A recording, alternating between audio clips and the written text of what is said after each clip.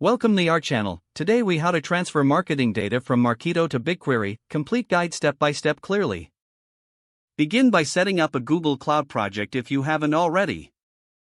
Log in to your Google Cloud console. Create a new project by clicking on the project dropdown and selecting new project. Name your project and note the project ID for later. Next, enable the BigQuery API in your Google Cloud project. In the left-hand menu, navigate to APIs and Services.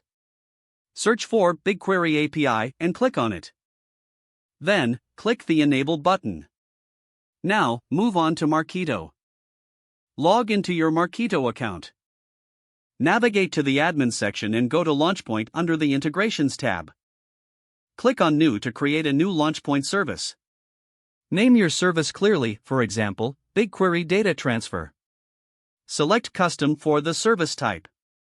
Once your LaunchPoint service is created, note the client ID and client secret details. Next, set up authentication for the API access. In Marketo, go to the Admin tab and look for OAuth 2.0. Generate a new token with the necessary scopes, including read. Now, head back to Google Cloud Console to create a BigQuery dataset. In the left-hand menu, click on BigQuery. Select your project and click on Create Dataset. Name your dataset and now, it's time to set up the transfer of data from Marketo to BigQuery. You can either use a third-party data integration tool or write a custom script using Python.